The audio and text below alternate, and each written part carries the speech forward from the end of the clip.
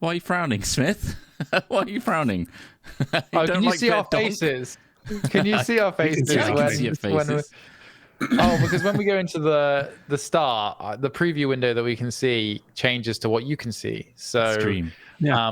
I don't know that Trott can still see our faces when I'm listening, just but I was putting it. You're I gonna was just know. a bit.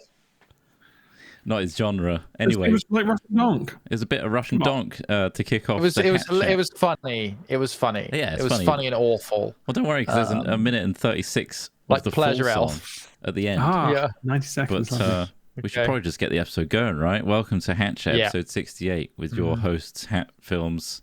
Specifically, I'm Chris Trott. And I'm Ross Hornby. And I'm Alex Smith, and today we're here to talk about one simple question. Yeah. What is the contents of episode 68? Oh, That that's is a good point. an important question, and I'll tell you, it's It is 40 part of minutes plus of incredible hypothetical, thought-provoking questions and answers. We try to give factual answers where we can, so you come away a bit more educated than you were. And after that, we dive straight into important news of the week, aka the weirdest, funniest, or grossest news of the week. And that's coming up. We can't later. just go with funny news now. It's not all funny. It's just weird. Some of it's weird where it's just like, what the hell is going on with that story? Or conspiracies, of course. We love a good conspiracy here. Aliens. There's always aliens out there. Well, they work. But hey, let's kick things off as we usually do with our Patreon supporters, thankfully, voting on the question of the week. Nice. What is it, Alex Smith? What did they vote for? The first hypothetical that our generous Patreon supporters who keep Hatchet going have voted for via a poll that was disseminated on our Twitter is rescue mission of 100 people with two options. Do you kill 10 so the rest can live, or 70% of saving everyone, but there's a chance everyone dies? I'm presuming that's meant to be 70% chance of saving everyone. With the poll I put on Patreon, there's a character limit, so I really had to condense this question down. That's really ugly English. It's bad, isn't it? But so there's a rescue mission. You're saving 100 people. You've been called in. You're the only person that can do it. There's only two options, though. You can kill 10 straight away so that the rest can live. That's 90 people left. Or there's a 70% chance that you can save everyone, but there's also that 30% chance that they all die. So I'd like to pose to you. Right. Do I die as well? I'm not sure you're part of the 100, to be honest. You must be there somewhere. Not that would affect me, really. I'd be interested to see how invested I would be in this. Exactly. Because, I would go for the 70% chance of saving everyone, personally. Yeah? But there's a chance that everyone dies. I think that's quite simple. You reckon? 70% is not like... So 30 people are going to die. Is that what that means? No. It means there's a 70% chance of you saving everybody. Okay. Yeah, but there is a chance that everybody would die. However, the other option is you can definitely kill 10 of them and definitely save the remaining 90. See, it's a tricky situation because one, how are you killing them? Where are you in this situation? Your obligation? Are you going to just go, all right, well, let's queue up 10 people who want to die? Who's doing it? Are they strangling them to death? They're taking their belts off and choking them? Because that's full on. To you. It's down to you. Yeah, but let's say you don't have a gun, because let's say you're on a ship and you're choosing one of those spongy baseball bats that they give to kids. Yeah, and it's that's the only look, tool you've got. Some of you may end up in the water. You may survive. You may die. But the other alternative is I kill you on deck. I kill you on deck here and now in any fashion possible to kill you. Well, I can make it's just I don't know if anyone can actually do that just willingly. So the chance would be, let's all just chip in and see what happens. Well, let's do it a simpler way then. So there are two speeding trains. This is the usual way of displaying ethical decision making by automated cars, right? So there's other things, but this is the most recent way it's being used. You have two speeding trains, and one speeding train, and there are two tracks. On one track there are 10 people, and on the other track there is everybody. And in the there's a third track. In the middle track, there's nobody, right? So the moment it's speeding towards those 10 people, Do you let it kill those 10 people and therefore save the people on the other track? Or do you try and hack the module in the middle so that the train dodges the people on the left-hand track and perhaps goes down the middle track, which has nobody on it? However, by hacking it, you might screw it up and therefore send the train careering into the 70 people that are still on the other part of it. That's probably... Does that make it any easier? So there's not going to be some gruesome methodology that you have to use to kill them. It's going to be instantaneous, and anyone will be happy with your decision afterwards. You had a decision to make. So there's no reflection on you here.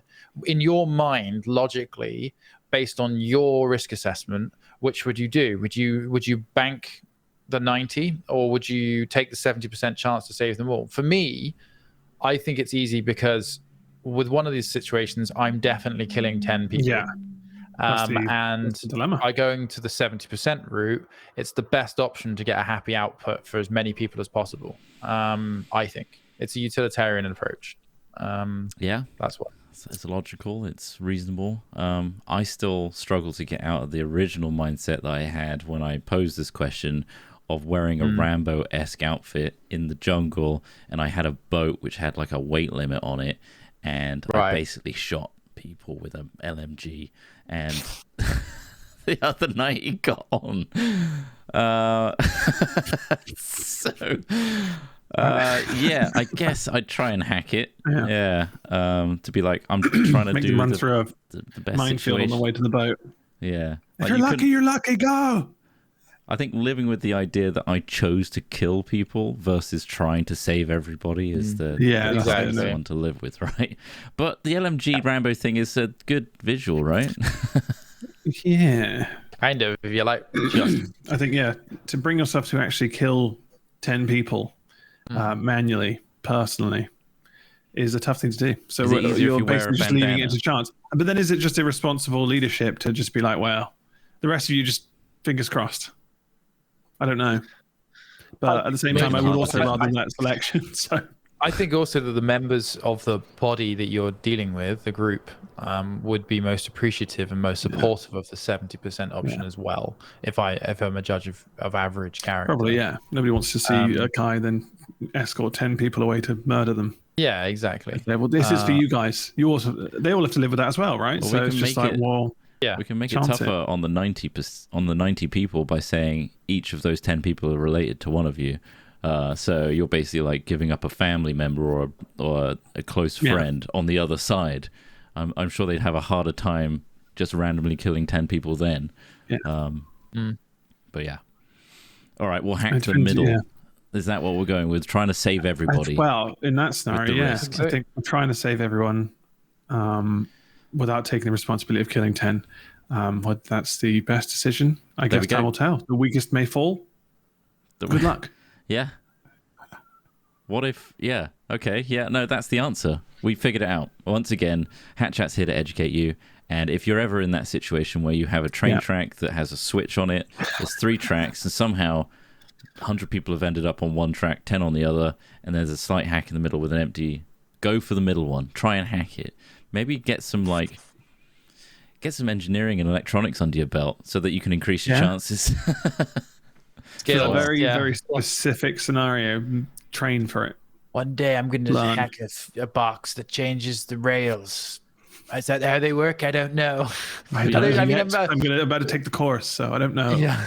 On the inverse, though, if you somehow end up in like a jungle and you do have a boat that has a weight limit of 90 people, and you do have an LMG and a sleeveless vest and a red bandana, maybe choose a different option. That's all I'm saying. Something might be easier. A round robin of Russian roulette. We trained in that. It's one of our 10 bullets in a gun. And then hot potato with a hand grenade. Hot potato, hand grenade. Hand grenade, hot potato. You just pull the pin and just go, hey, I catch this. Catch. Pass around. Make space. Because it's going to go. Are you hoping for that one nade to kill enough people?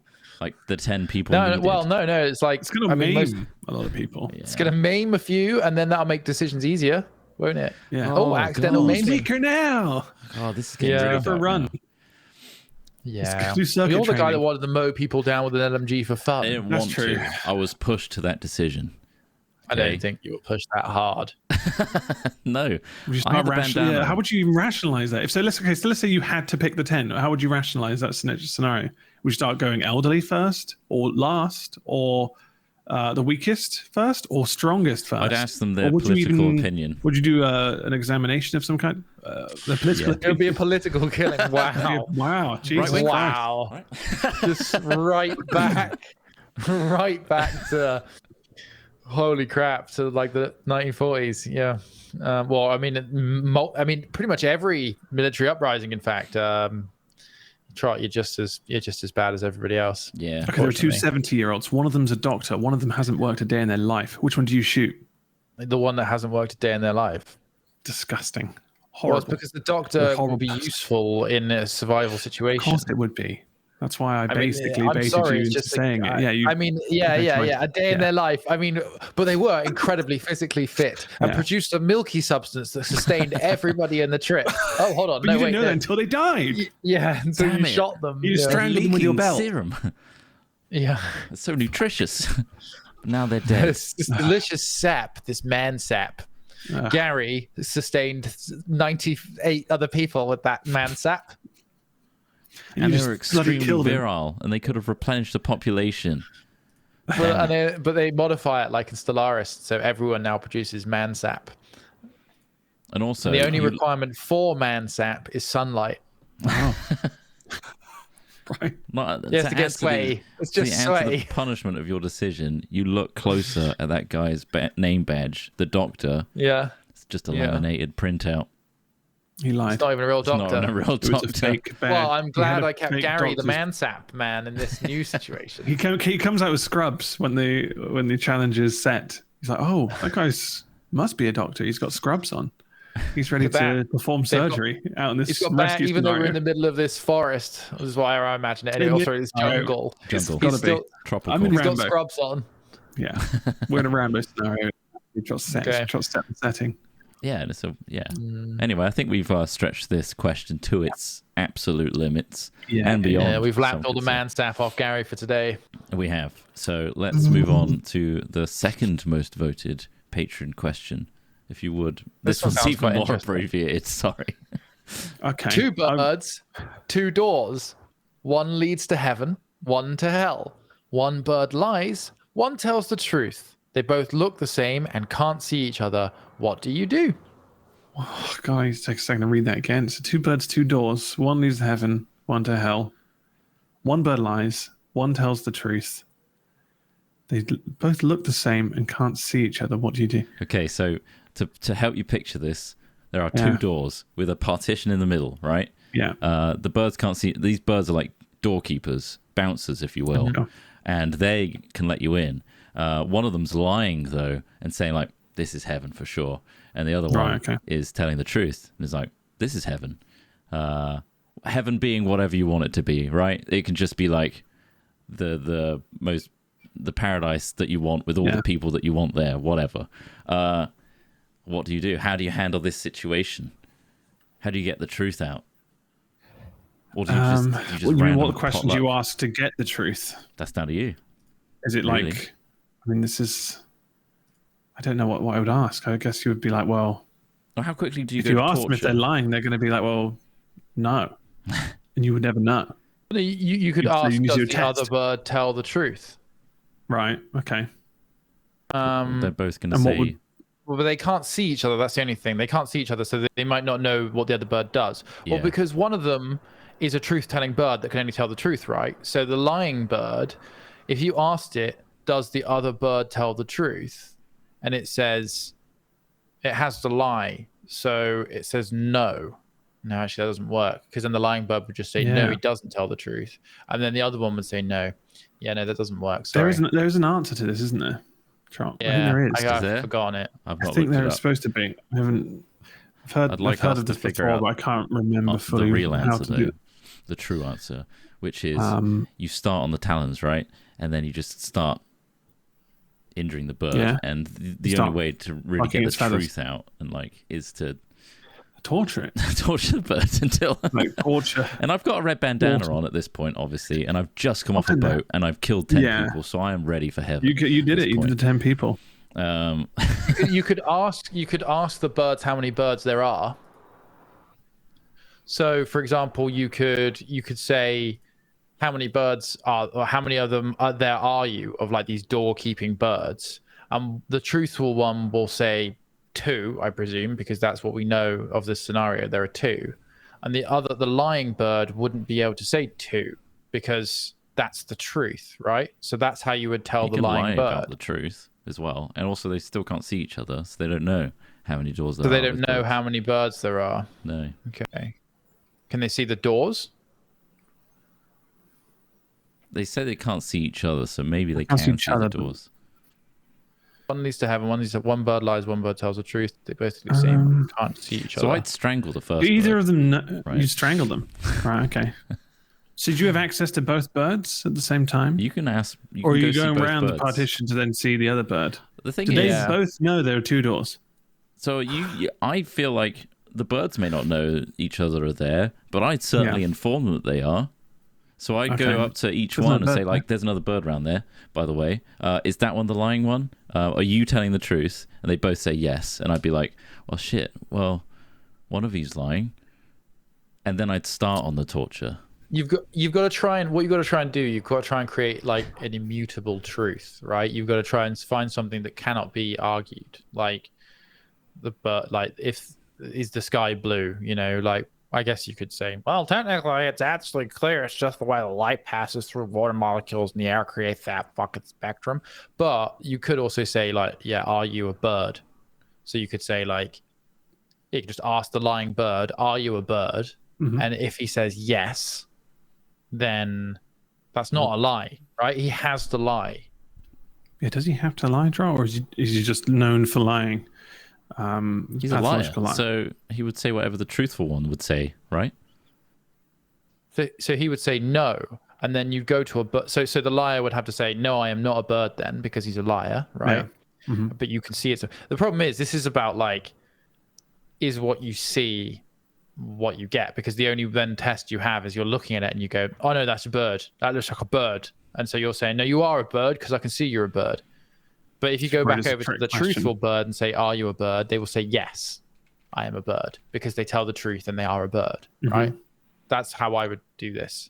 And so I would then say, but then you need to get to heaven or hell, right? So once you've established that guy, the bird that says, yes, I am a bird, is probably your best bet for a truthful bird based on what you can see, then in which case you would then say, is this the door to heaven or is this the door to hell? And then you'd have to trust that bird is truthful and take a leap. I think is the only way I can see to solve that. Maybe. I mean, I found a correct answer. Oh, right. Yeah. Okay. It's on similar lines, to be honest. Ross was asking them to have a crack at it. I can't think much beyond asking them who they are. Yeah, and obviously, it's pointless asking them about heaven and hell. I mean, does the bird value heaven and hell as a truth versus lie situation? Yeah, I mean, it's a good question. Like, you could go open-ended. You could go really deep with it. But yeah, I mean, what is the answer to this one? I mean, that's a good point, chat. Like, can you speak bird? Does the bird even understand you? I was screwed. You know, like, damn it. Yeah. I'll just walk through. Toilets are in here, are they? Brilliant. Whatever question you ask, they will be able to answer and reciprocate. But anyway, okay. The question would be, if you only have one question to ask, it would be, is one and only one of these 2 statements correct? The left door goes to heaven and you only tell lies? If the answer is yes, go to the left door. If no, go to the right. So the left door goes to heaven and you only tell lies, then that's the way to... If they say yes, that means that you need to go to the right door, though.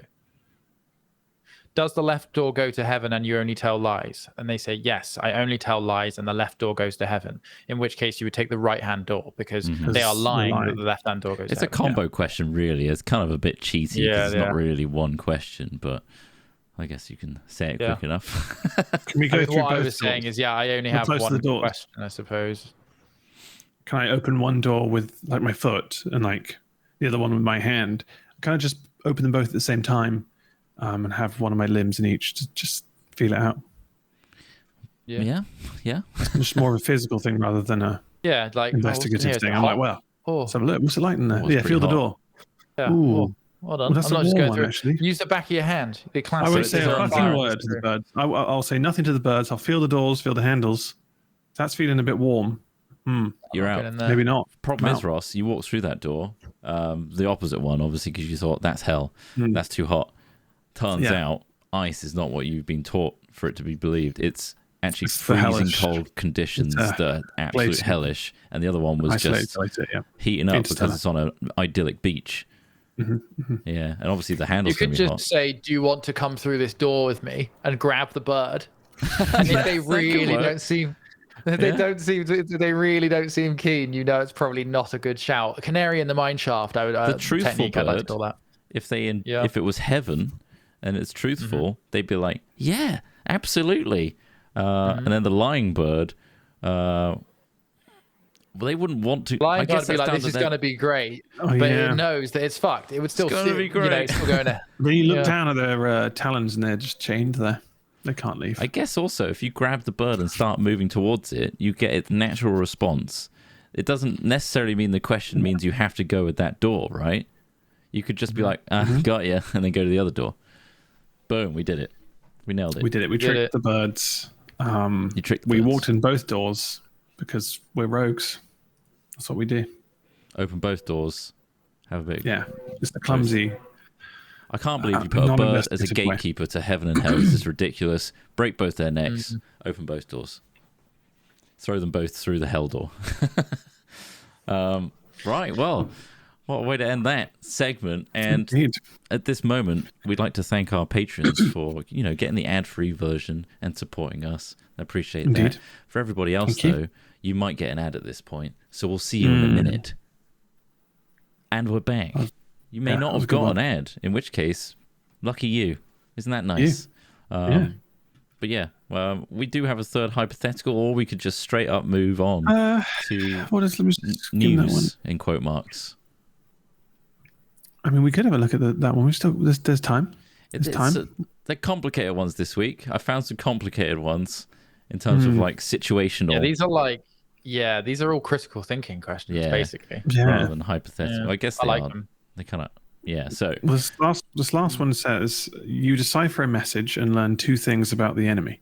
Their defense is weak in 10 days and will attack 1 of 5 cities in 5 days. What do you do? Yeah. You've intercepted a coded message from the enemy.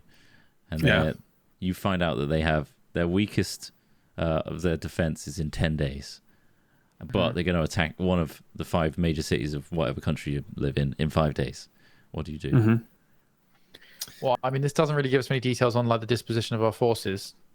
There's no details there. I guess it's do we vastly outnumber the enemy? Do we have nuclear submarines? Do we have air forces?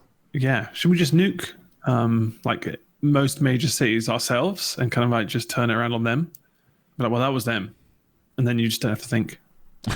Yeah, I think that's the answer. I think that you actually got it. That's the answer, Yeah. I pressed the panic button. I wasn't sure what to do. This is your decision I would preemptively attack them and encircle their preparing army. So they've got 5 days, right? So they must be traveling from somewhere or gathering somewhere. So I'd send out all of my forces to encapsulate them to stop them getting to any of my cities whilst waiting for that glorious 10 days. At the 10th day, we roll over their defenses and through them when they're weak. I think a good offense is a good defense in this situation. Failing that, Trott, due to the various sort of very liberal kind of interpretation you're giving us here, I would instead concentrate manpower to anti-air around cities, perhaps using Stingers that famously repelled the Soviets when the Mujahideen used them during the 1980s. I would take away the enemy's ability to use air. I would then use the British Isles' natural defenses of being an island by, instead of using infantry on the ground to defend outposts, I would instead concentrate the manpower on submarines and ships to patrol our seas to stop any invading force coming across that way, using potentially probing spy planes and things like that to get an idea of disposition of forces in Europe or perhaps to our east. Depends on where it's coming from. It really doesn't state anywhere. Based on previous recorded history and current military strategy, that is watertight. However, it's incredible that you've got air and sea and ground support. Yeah. Problem is, right, in 10 days, was it? No, 5 days, sorry. Mecha moles. They've been digging underneath the foundation of the seabed, and they dig up. So they've been doing their own channel tunnel. They sinkhole the entire city with mecha mole. Oh my god. Yeah, sorry. Wrecked. Absolutely wrecked. Is this like the bad guy from the first Incredibles films right at the end? The Underminer. The Underminer. Never expect them from the ground or under the ground. But yeah, that seems pretty reasonable. Set up defenses in all 5 cities. You'd have to spread your forces thin. The thing doesn't take give the you offensive. like specifics. It could be like, well, you only have enough troops for 3 cities or something, but it doesn't say anything like that. So you would try and cover all bases, right? Or simply have iron domes set up everywhere. I mean, they're very useful against missile attack, which is probably one of the most likely forms of attack you'd now get on a city in the modern era. We use the Americans use Tomahawk missiles, for example, in Iraq, following when they wanted to take out Saddam Hussein, was it? Yeah. Would it cause panic? Do you think? Would it cause more? Would you be weaker if you suddenly like put troops in like 5 major cities, and then? I mean, there's all sorts of there'd be destabilization based on people's fear. There's also the other thing of like you mount a defense in all these 5 cities, you instantly tell the enemy, you know what they're planning, so they could completely change their plan. Based on that, but I guess that's why you're also adding the offensive as well and trying to get in there as soon as possible. I just is this supposed to be asking you whether you'd wait or not? You'd wait for one state to be attacked, see how bad it is, and then attack them when they're weaker. And then attack in those 10 days, like to not give up that you've got that information. I guess is what it's trying to allude to. Is like, do you hide the fact that you've intercepted this decoded message, or do you mount an offensive right now and try and mitigate the damage, so to speak? I guess so, but if they're aware that you've caught intel of their actions, surely, if they stop, then that's a plus. Yeah, I don't know. Yeah. I mean, that's kind of like psyops. That's kind of like counterintelligence, things like that. When you're trying to convince your enemy that it's hopeless, just put down your weapon, stop. It can be achieved, that does work. Ultimately that's the surrender of every army at the end of the day. I mean, probably more sort of in early modern history rather than like right now, but once upon a time they would just surrender and march home. But no, I don't know. Modern war's a weird one now because we've got all these ultra advanced militaries shitting on all these guerrilla fighters. And the day that we actually come up against 2 modern militaries trying to blow each other up it's going to be insane. It'll be absolute carnage. Like, I mean, the amount of destruction that's possible to create is just mad. Like, so let's hope that never happens. Yeah. Is there an answer to this in terms of like, is there an ideal answer to this kind of not really query? I think it's just it's more an opinion-based thing. Like, how would you best deal with this situation? Would you allow one city to get destroyed, but gain the advantage and mount that attack in 10 days so that they're completely unaware of that? Or do you utilize that information and try and stop that city from being attacked at all, with the caveat that it could all go tits up and that city gets attacked anyway? This is essentially just like what generals have to deal with ultimately. This is just a question. It's like, well, if you think that we can win the war by pressing their attack in 10 days, then yes, we should lose a city because you have to give ground somewhere to gain it elsewhere, potentially. Like, again, it's just got to weigh it up, haven't you? I think most people would agree the same thing. If it's just impossible otherwise. Hard decision. You've got one city on one train track, and you've got 4 cities on the other train track, and in the middle is just Chris Trott just trying to blow himself. Now you actually have freedom in a red bandana. Yeah, he's just sucking himself off in a forest. Wow. Now you have the option. You can destroy either 4 cities or 1 city, or Chris Trott sucking himself off in a forest. And there's actually no issues with the track. You can just freely choose. Which do you choose, Smith?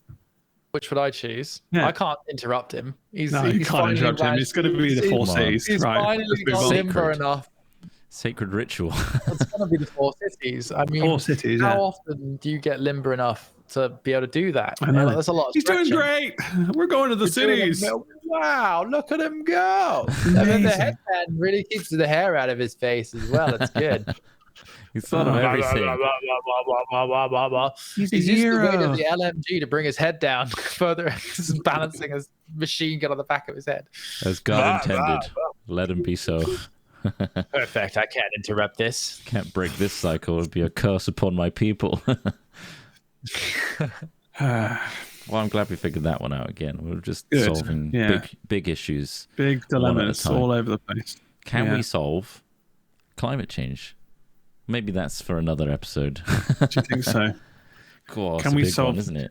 Oh, I mean, I don't know if this is in this news here, but it was quite shocking to hear about who was cast as Mario yesterday. Yes. Yeah. So they're making is it going to be in real life or an animated film? I wasn't quite sure what. So there was a Nintendo Direct yesterday that out of the blue they just announced a Mario movie, AAA, made by Illumination Studios, famed for Despicable Me, Despicable Me 2, Minions. Wow. So they're doing a full CG animated show. I kind of like that. I mean, like Minions is like I like it. I like Despicable Me and stuff like that. It's all really good. But like the Minions thing is just such a phenomena, and the fact that they're trying to use that to like inject that into Mario ultimately. Because I don't think young kids are that in touch with Mario anymore, are they? Really? I think so. I don't think so. I wouldn't know. The Switch is all about it, really. Like this, they're still their flagship title is Mario. Okay. So, and I think that's like most people's first console because it's cheaper than a TV and a console or a PC. Okay. But that's good. The casting is interesting because Chris Pratt is Mario, and I just think like, what the hell is that decision? It's just so boring.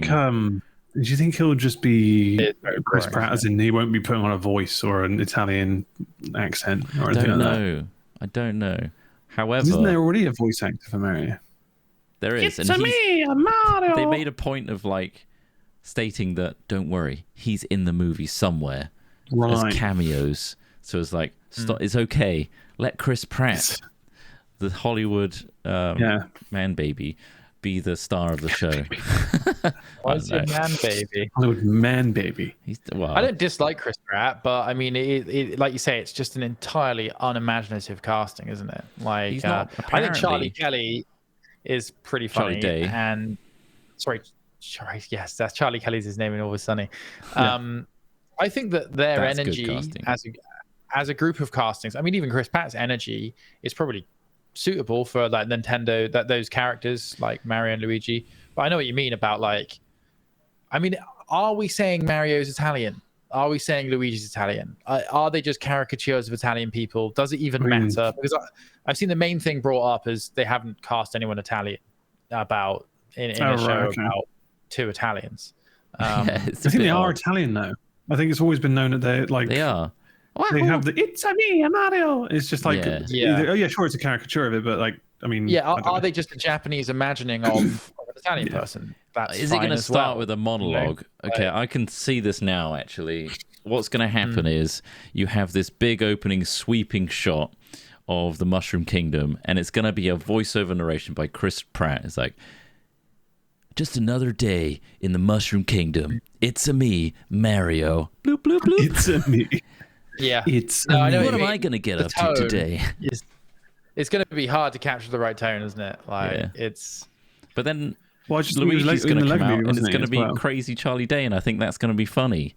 And then Seth Rogen as Bowser's also going to be. I reckon the rest of the cast are great. It's just that Chris Pratt seems a bit generic. I don't know. Charlie was in Lego Movie as well, wasn't he? Was he? Yeah, he was one of the. He was the astronaut character. No, that was Chris Pratt. He got really excited about building. No, Chris Pratt was the main character in Lego Movie. Yeah, you're right. And then Charlie was a space character who loved building his little. You're right. So they literally just look at the Lego Movie and be like, that cast. But like, yeah, I mean, it's a good audition tape. If you were like trying to figure something out, you're like, well, this is a character I could play. But then isn't it just more of the same? I don't know. Sorry, it's Jack Black as Bowser, yeah, which will be funny. I think that would be great. And then Seth Rogen as Donkey Kong, which seems insane. Yeah, but sure. I don't even know.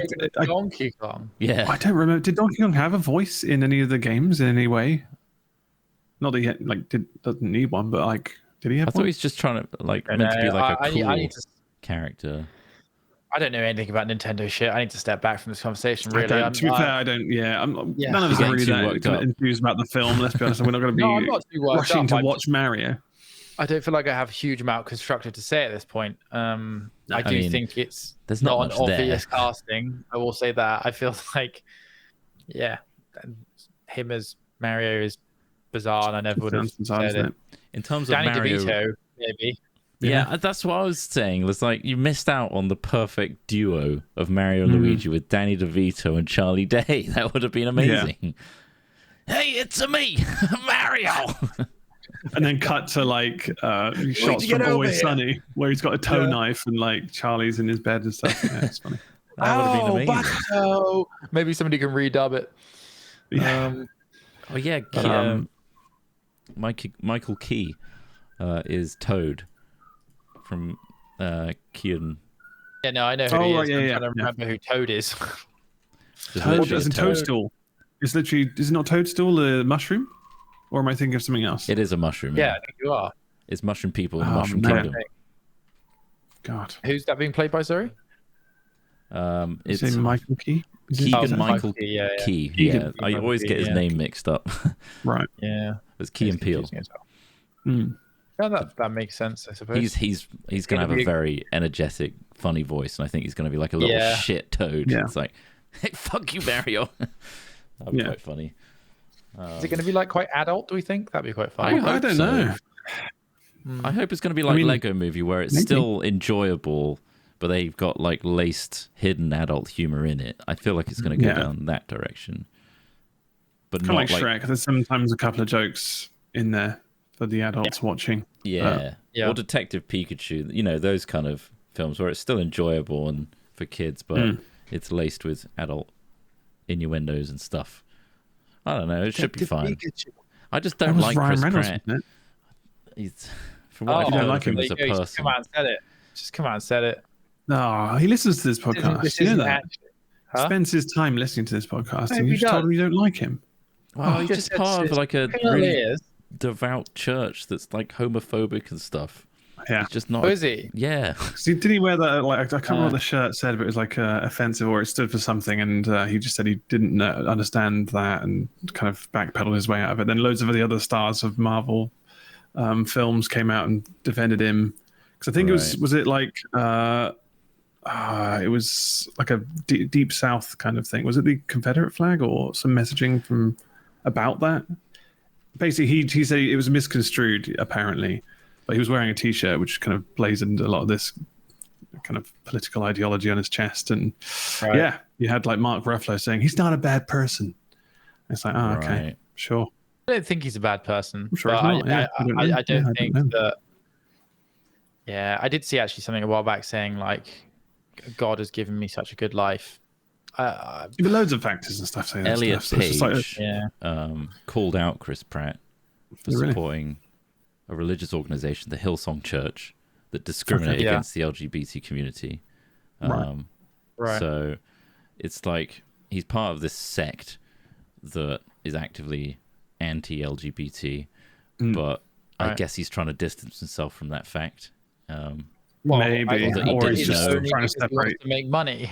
Yeah, exactly. I guess that's the problem. It's like, it's not, if you hold and own those values, you can be held accountable to those values. But if you're still interacting with something and then distancing yourself with it because it's not good for you publicly, that's even shittier, isn't it? Than just. But what if Robert Downey Jr. says you're a nice guy?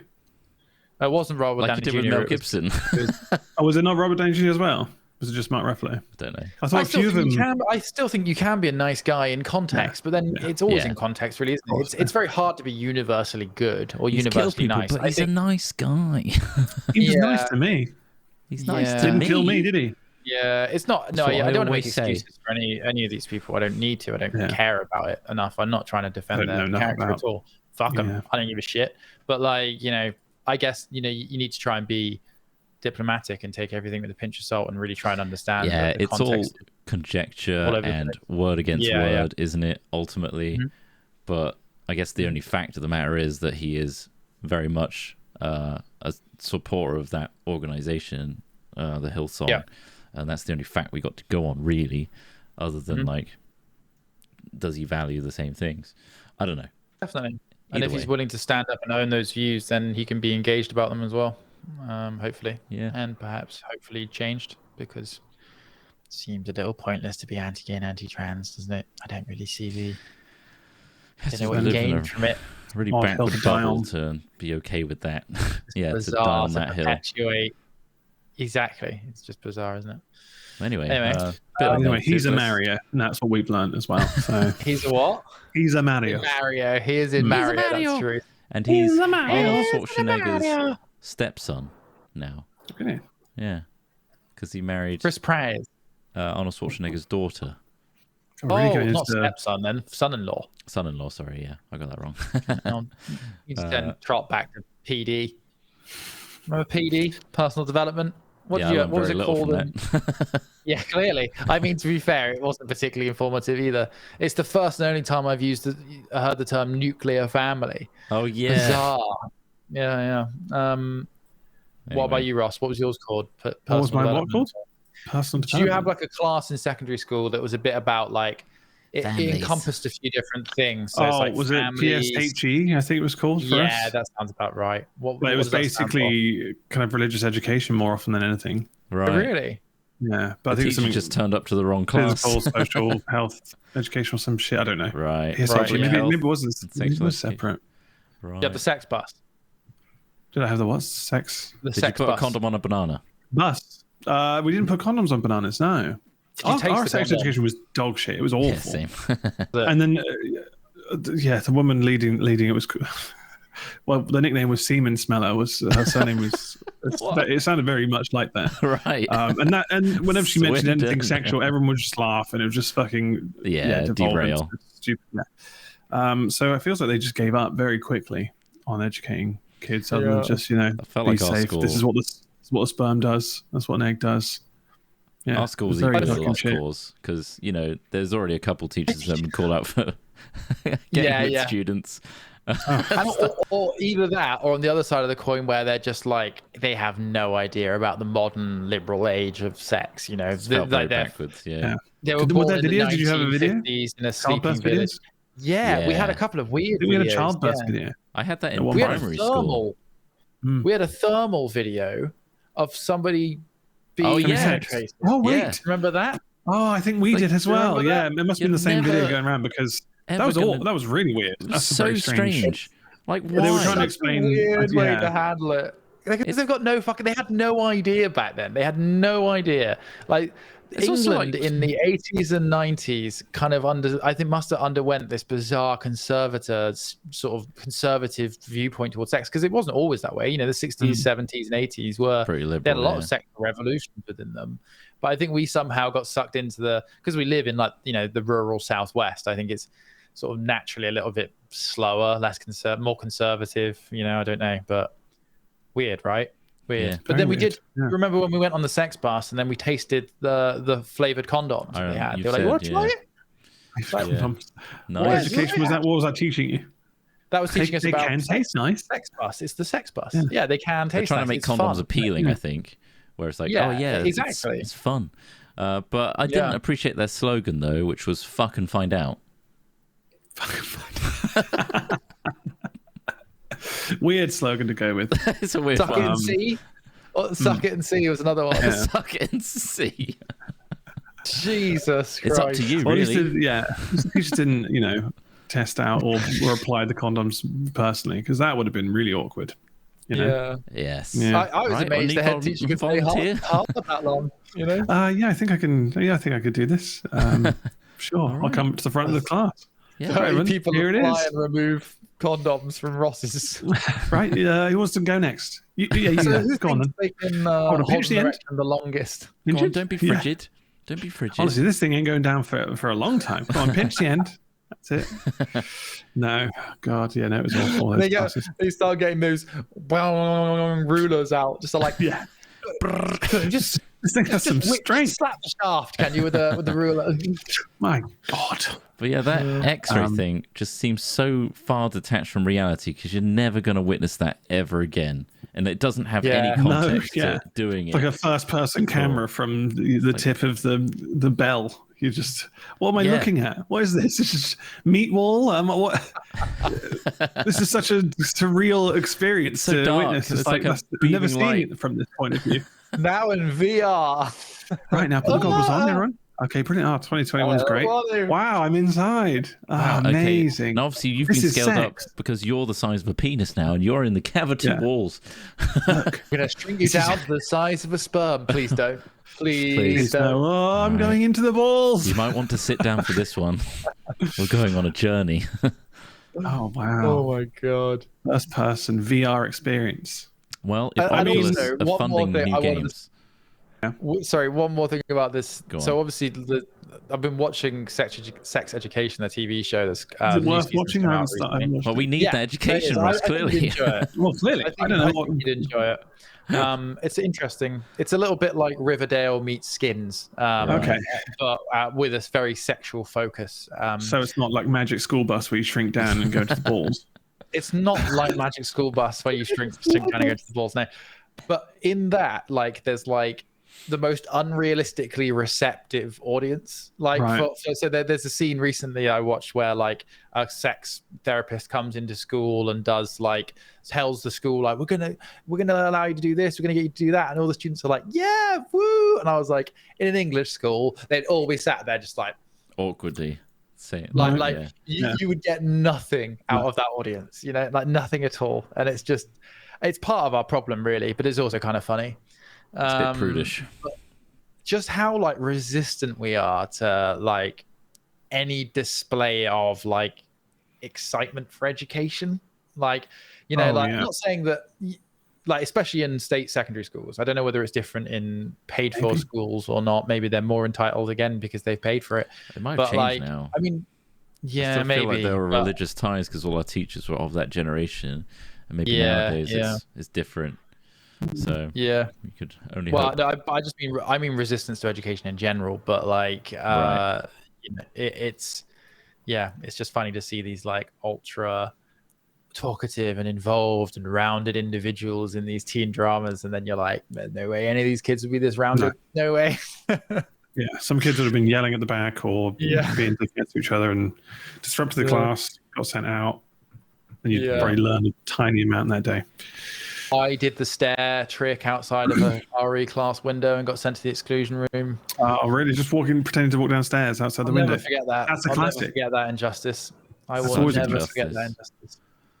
Justice. I got punished to the full extent of the law for one step outside the line, and these other kids could do whatever the fuck they wanted, and not once did this shitty teacher do anything. And as soon as he knew he could get one over on old meek and mild Al Smithy, little 9-year-old boy, he could overpower you.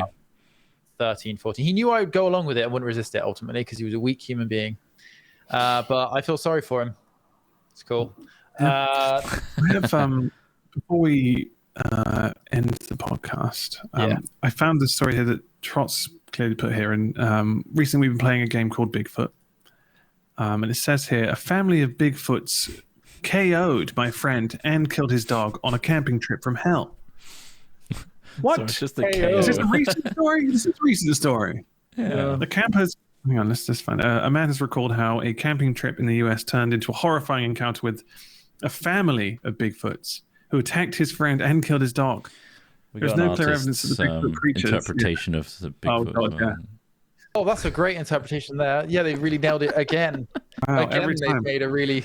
It's just a you just got such a small head. You might not know this, but there's no clear evidence that Bigfoot creatures, also known as Sasquatches, exist. Yep. However, there are many reported sightings, often by explorers in the remote mountainous regions of the United States. So John explained how he and his friends had settled into their tents in a national park in South Florida when they started to hear a low hissing sound that escalated into manic whooping noises.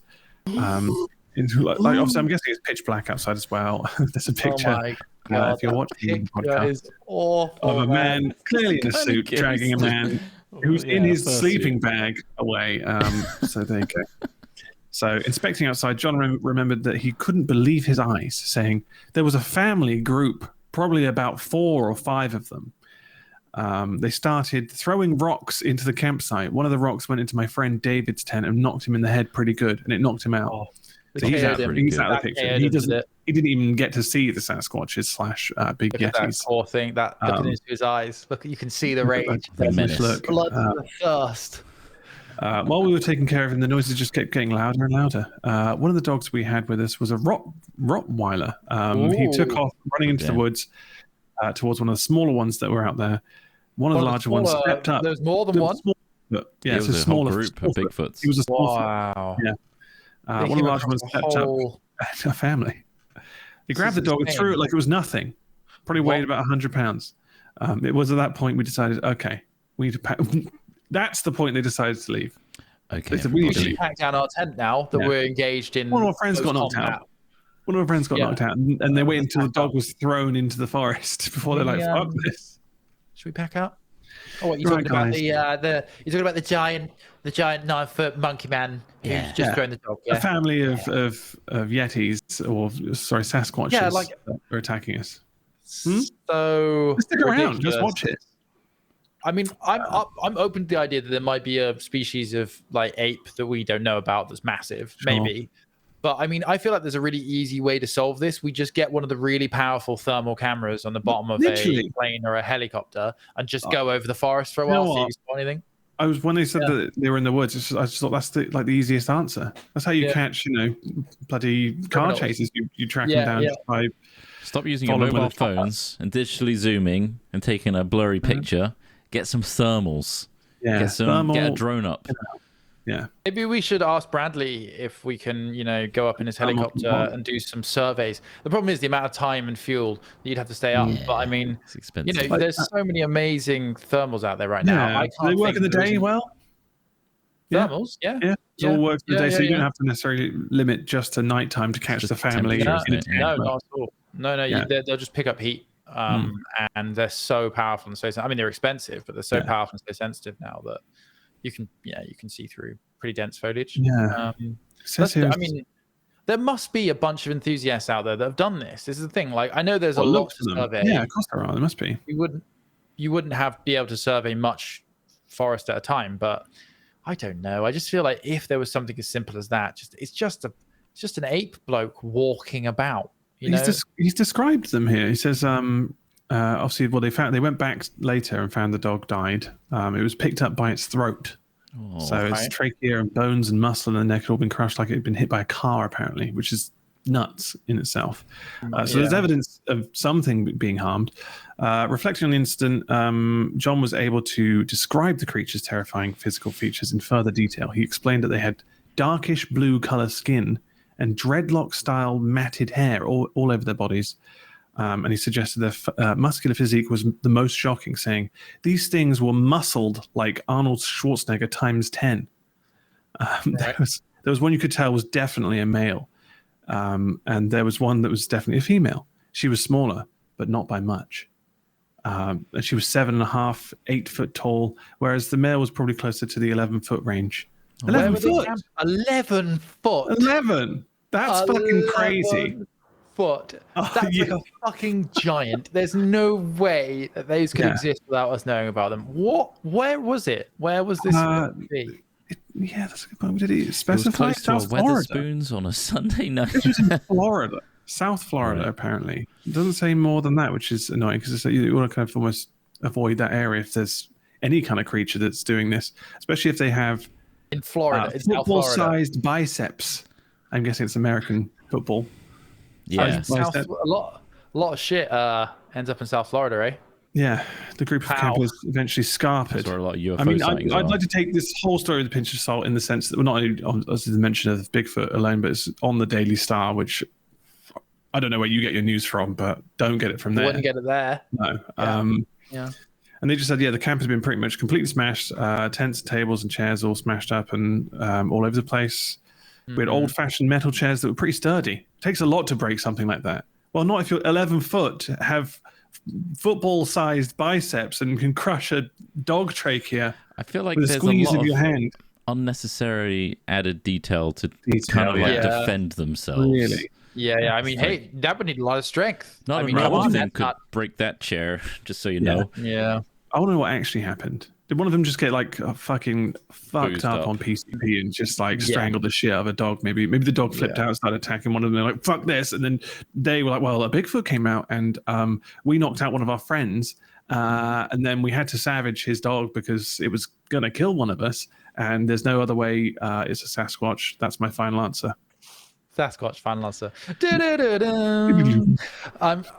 Yeah, no, you're right. I mean, also, if you read the accounts of what people who've smoked a lot of crystal meth see and think, it's mad. Like, you know, people full on, like, just through smoking meth, develop like the craziest conspiracies in their mind, like that everyone is a lizard, you know, stuff like that. Like, what about the evidence of the camp? If there's any images, I mean, like I say, evidence. There are no images of the actual campsite. There are no images of the dog, which, you know, I don't want to see a dead dog, but there aren't images here. So where's the proof?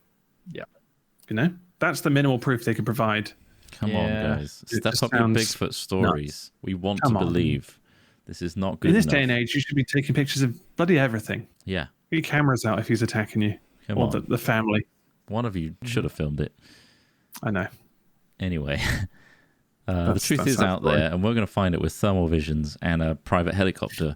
So look forward to that special coming up soon. But we hope you've enjoyed today's episode. I feel like it's really been jam-packed today. Again, a huge thanks to our Patreon supporters. If you'd like to head to patreon.com/hatfilms and support us, we'd really appreciate it.